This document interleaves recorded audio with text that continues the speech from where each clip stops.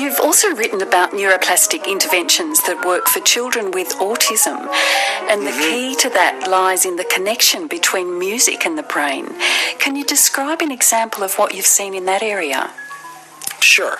When we study people who are listening to music, we find that their neurons are firing at the dominant frequency of the music that they're listening to. And not only that, you take two jazz musicians, put them in a room, and hook them up to an EEG, an electroencephalogram, and their brain waves start to synchronize. This is called entrainment. That's very cool. They say they're in the groove. They're capturing something that's going on in the brain. Okay, now autism. You may have noticed that many autistic children are often covering their ears and showing great signs of distress.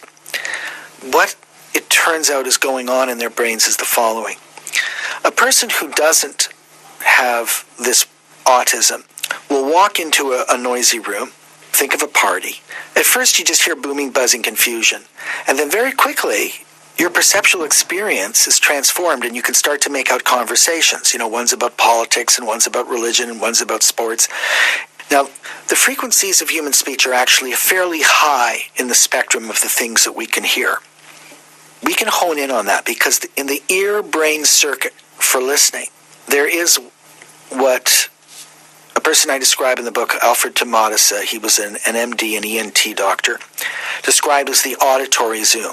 Just as a camera has a zoom that allows you to focus in on certain things, a healthy ear-brain circuit has an auditory zoom, and that is not working in autistic kids.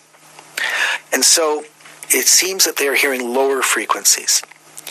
Now, lower frequencies, for evolutionary reasons, tend to be very threatening to human beings. In general, the sounds made by our predators turn on our survival fight-flight reaction and get us very, very tense.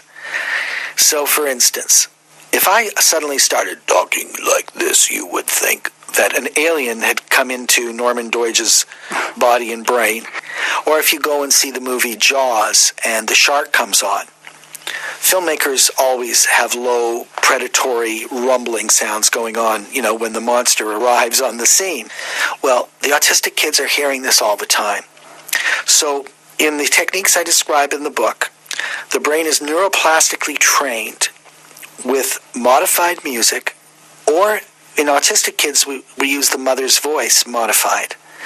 And we very, very gently introduce the frequencies of human speech, but very, very slowly, just the frequencies in the modified music, and then go back to what they're accustomed to hearing, and slowly and incrementally train up that auditory zoom.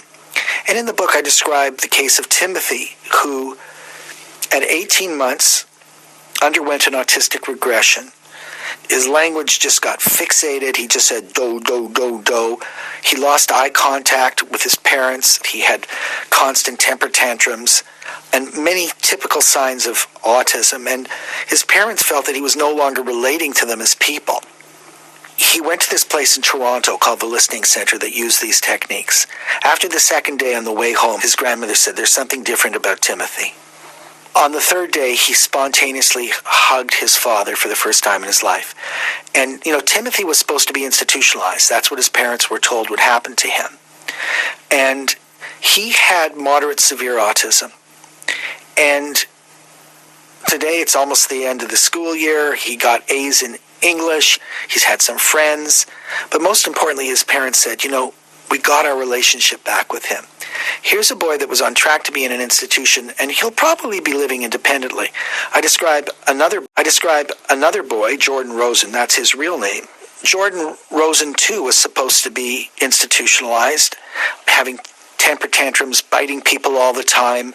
And today, if you met him, you simply would not be able to tell that he was once autistic, and he's socially attuned, he's got a job, lots of friends, graduated from university. I'm not saying that usually happens with this treatment. The more common result is the Timothy result, where he went from moderate severe autism to mild, but this helped him to rewire his brain in a very positive direction.